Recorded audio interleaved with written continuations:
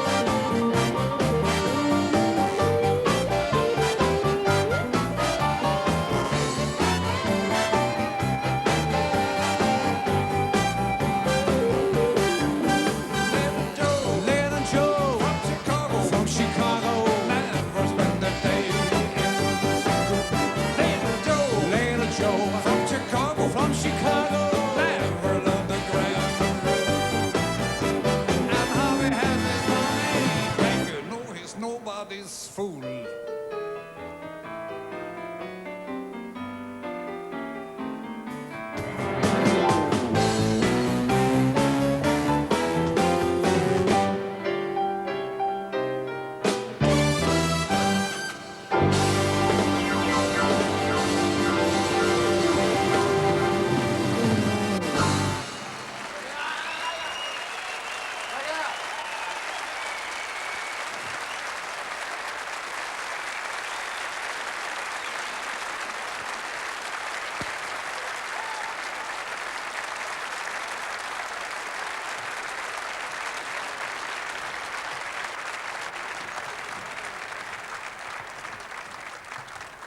Åh, mein Papa.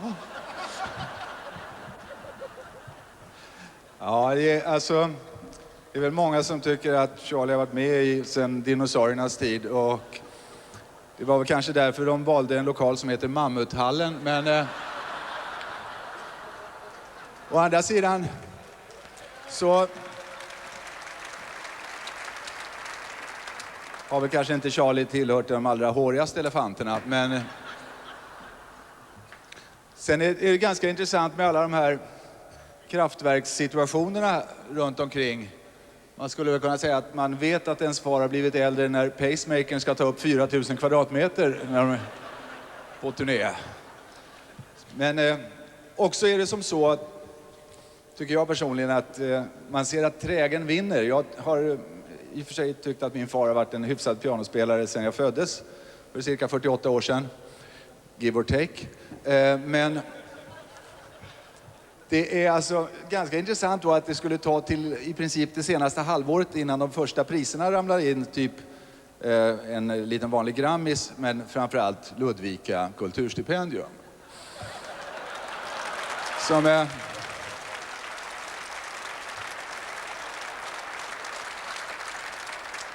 man kan väl säga att så tillvida skiljer sig Quincy Jones och min far rätt mycket. För att de båda har fått en Grammis, men Quincy har inte fått kulturpriset ifrån Ludvika. Och se så illa det gick. Sen, om ni tycker att min klädsel är lite färgglad, dels är det påsk, jag tyckte att en gul skjorta skulle passa. Och sen är det så att när jag spelade med Charlie så var de inte alls klädda så här diskret, utan då hade vi senapsgula smokingar och pistagefärgade kråsskjortor. Själv såg jag ut som någon form av Anders Linder i pastell. Captain Zoom Goes Las Vegas heter showen. Och många tror att det är att vara född i, så att säga, på ett bananskal, att vara son till en kändis. Men jag kan säga att när det gäller mobbing, och det uttalas så idag, mobbing, så kan jag säga att när jag var 7 år spelade min far in en låt som lät så här. Det finns cola och choklad, sockerdricka och lemonad, men inget så sött som min flicka. 4 blåmärken och 5 brutna revben senare så tyckte jag väl att hon kunde byta repertoar lite grann. Och det har han ju gjort nu, det svänger ju rätt grymt. Och själv hade jag då en dröm när jag var liten om att jag skulle bli rockidol. Man ville bli som Stones och Beatles, och istället hamnade jag då med den här trion och fick spela jazz från 40-talet, prostatapunk. Och när de andra åkte på stor turné med stora bussar, det stod Jerry Williams on the road, så stod det landstinget på väg på våran färdtjänstbuss. Och de andra packade ur grejer på baksidan av sina bussar för att parkera i närmare än 3 meter, så när fläkten gick ner, plock, så rullade vi ut. På andra stora konserter så var ju folk ute, det var 40 000 människor som satt med såna här viftande cigaretttändare då när det var fina låtar. Vi satt på något ålderdomshem och lirade, man såg det ena rörelsen, man såg det var folk sträckte in handen och vred ner hörapparaterna. Så mina kompisar hade många snygga tjejer stående utanför logedörrarna. Här kom det en och annan åderbråcksspäckad klimakteriegropi fram, och därför ska väl inte jag stå och prata längre än så här. Och för att förhindra att dalmålet tar över fullt och fast denna kväll så ville jag inte att just Charlie skulle presentera nästa gäst, för att det kunde ha blivit ett hurtavarna härna denna utan like. Och så det kan vara krylla sig och tydliga jag börling och hej och hö. Så jag vill bara säga, på väldigt bred stockholmska får jag presentera Putte Wickman.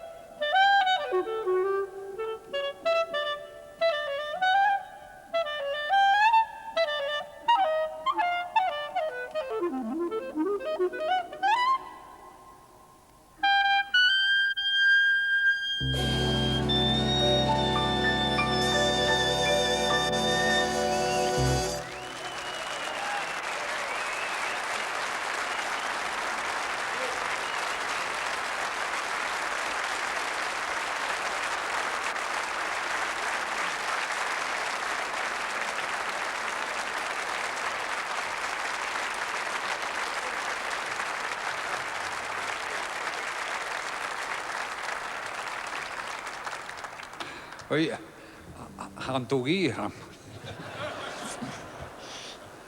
På den där gnällpåken man har. Och detta var ett fint tillfälle för mig att överlåta pianot åt en av mina pianofavoriter, Klasse Krona var det.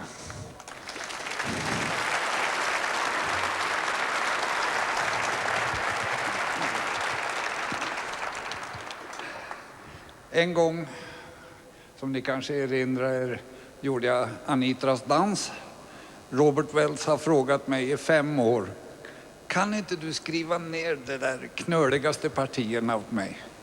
Nej, jag orkar inte, säga. Ids inte. Sen kom han en dag. Då hade han suttit 2 dagar, tagit ut en ton för ton och sagt: det är lika bra han får göra det nu också.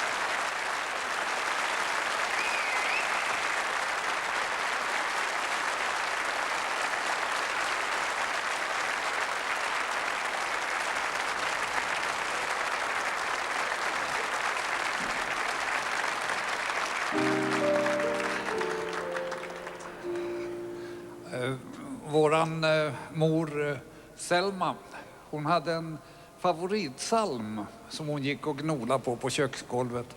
Blott en dag, ett ögonblick i sänder. Och jag sa, vad är det för låt? Blott en dag. När man är ung så är man inte så där tolerant. Nu är det en av mina favoritmelodier. Man ändrar sig. När man är ung, då inser man inte hur fint det är med en pelargonia i köksfönstret. Vore Lenny här nu skulle han säga, eller en fikus i sovrummet.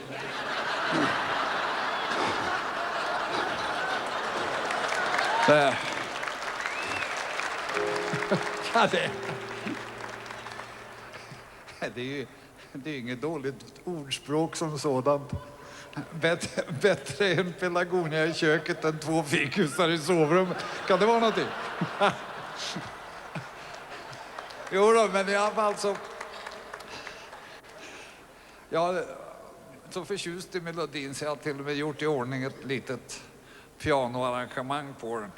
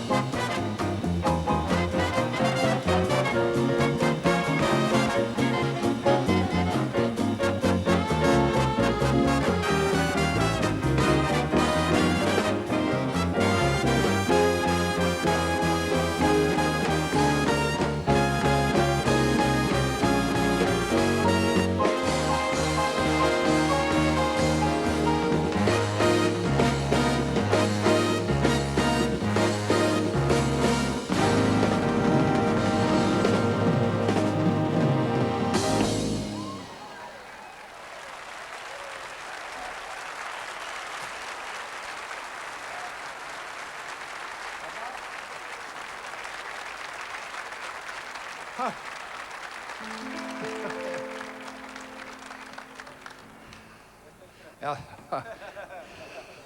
Jag sa till Lenny, Och just efter den låten och den insatsen känns det väldigt motiverat att sätta på sig elbasen efter 7 år. Nu ska ni få se hur det går till. Ja, vi sa här innan sändningen, hur mycket tror du att vi kommer ihåg utav Säckejärven polka? Ja, 6 nerifrån dit. Handlar i viss mån om när jag första gången gjorde en inspelning med Viljo Westerinen. Just det. Det kommer du ihåg. 1940. Med gamle fine Viljo Westerinen var jag med och spela in en gammal låt som nu är klassisk svorden. Därför måste jag nu pränta orden som ska bli en hyllning till ett grannland. Alla 1000 sjöars granna strandland. Och som folket där behandlar gäster, mest är det en fest där för min gäst, min vän. Textiler uta ylle, vackra flickor säger Kylle. Man blir glad ut i sin nyllet, man vill inte åka hem. Landet man har kul i, äter kräftorna i juli. Man blir trött som gammal kuli, man vill gärna åka hem. Äter man blir nier hos en tjej som ganska friar, blir det lätt i frierier, sen så sitter man ju fast.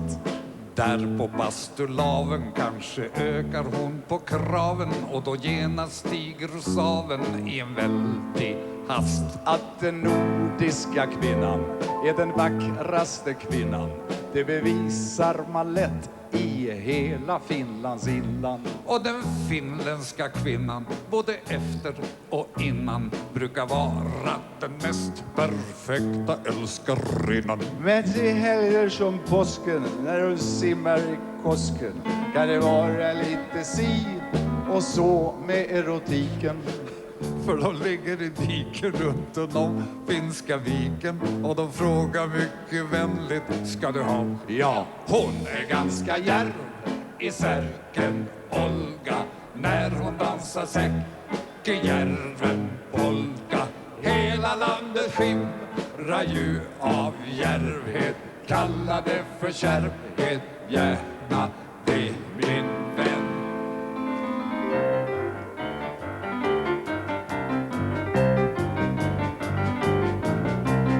textiler utan ville, vackra fickor, tjejer, man blir glad i sin hylle, man vill inte åka hem. Landar man har kul, äter kräftorna jul, inte så kul, gärna åka hem. Äter man blir hos tjej som kan fri, lätt fri, sen sitter man ju fast. Det var slavers ögon på kraven, ger sig slaven i väldig hast. Att den nordiska kvinnan är den vackraste kvinnan, det bevisar man lätt i hela Finlands inland. Och det finns en kvinna både efter och innan brukar vara den bäst perfekta älskarinnan. Men till helger som ska den simma, det ska det vara lite si och så med erotik. För att digger någon ser kvinnor och frågar vilka människor har. Ja, men det kan se här, det säkert polka, när den Säckejärven polka. Hela den skimrar ju av järvet, kallar den kärvet gärna det.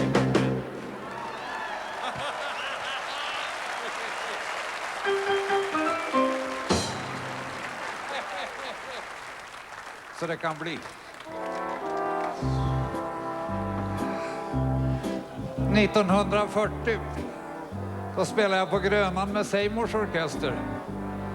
Kom ut en liten 16-årig flicka och sa att hon hade fått lov av Sonora att göra inspelningar med Seymours band och att jag skulle vara arrangören. Och då började ett långt samarbete och en ännu längre vänskap. På den tiden hette hon Alice Babs Nilsson.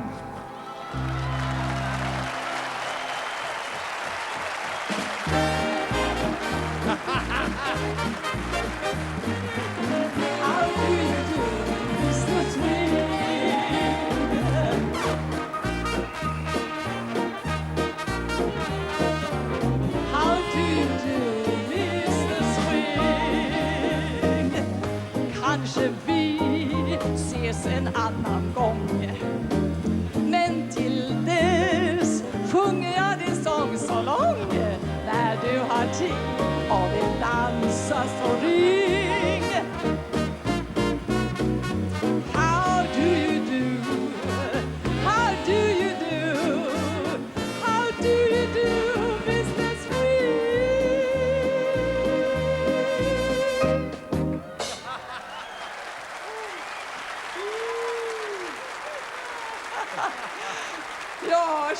Han är Mr Swing för mig.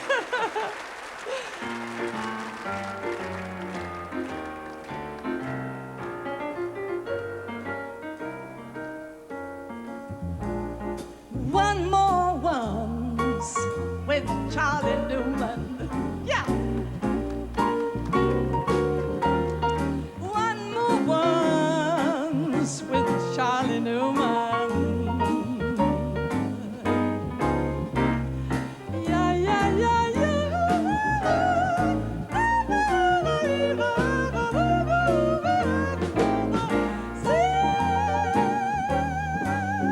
Charlie Newman.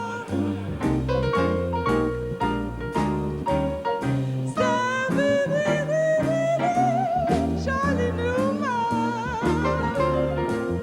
Oh, Mr. Swing to me.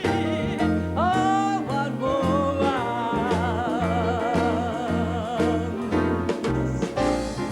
Even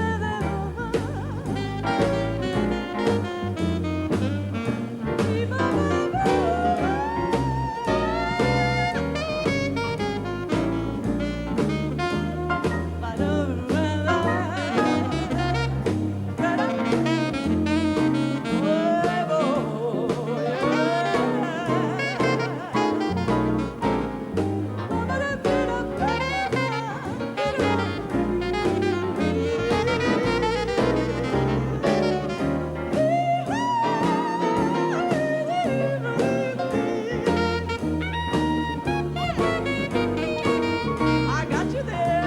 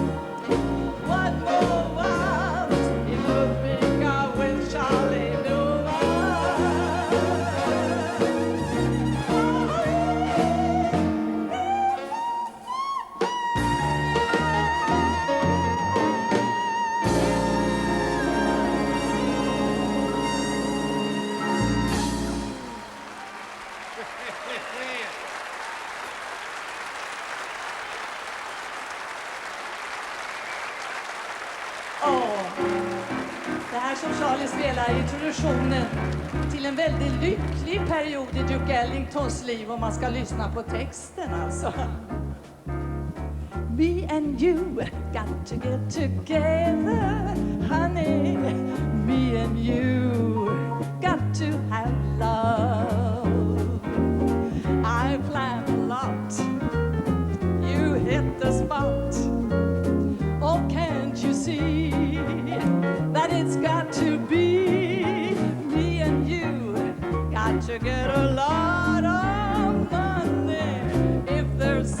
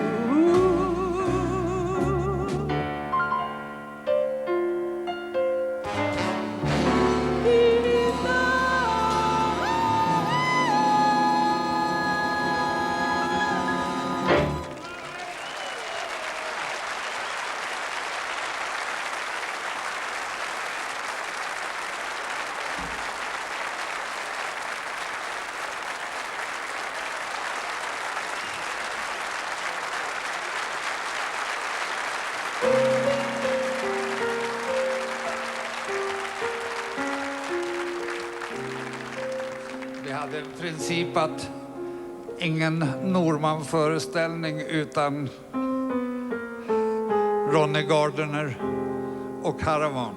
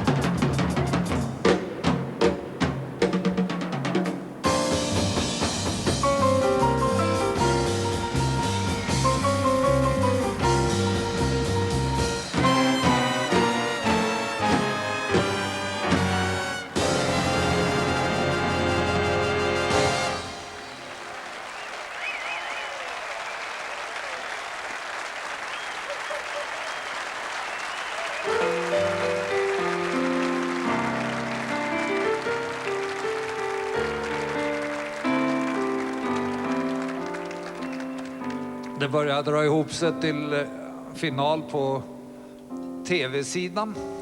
Vi ska fortsätta ha väldigt roligt här hela kvällen, men jag tänkte att vi skulle ha en gammal hejare som heter Boogie Woogie on St. Louis Blues. Och den... Ni har inte hört den än. Och jag har gjort den på rockturné ibland och det är så trevligt när jag spelar lite ensam sån där gammaldags pianoblues i början. Då sitter rockpubliken och så knäpper de lite så här med Jag säger inte att ni ska göra, men det var väldigt trevligt när de gjorde det.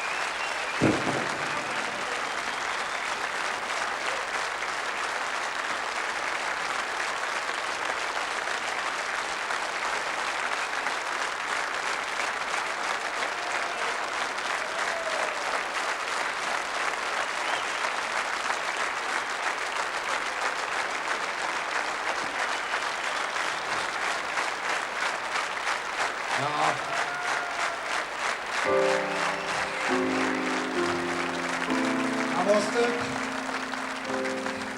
få framföra en liten grej. Nehmen Sie plats, sitzen Sie bekvämt. Jo, och det här kommer att ta en halvtimme. Det var underbart att få komma hem hit och vara med om en sån här grej. Och den tönt som säger att ensam är stark. Han vet inte vad han pratar om. Han har aldrig spelat med goda vänner.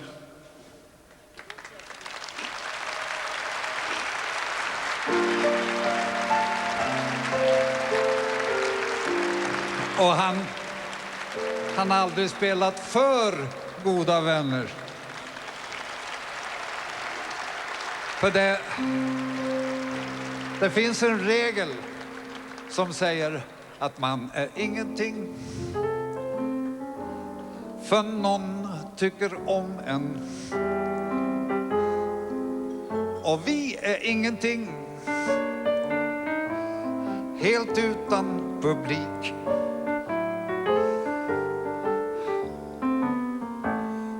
Toner kan man skriva ner så dessa toner finns. Men en musik som ingen hört är ingenting man minns. Så musiken blir till när toner får gensvar. Toner är ingenting helt utan publik. Så nog är det väl bra när vi allesammans kan lyssna och skapa musik. Dela glädje är dubbel glädje. Eller som den gamle musikanten sa, spelad glädje är dubbel glädje.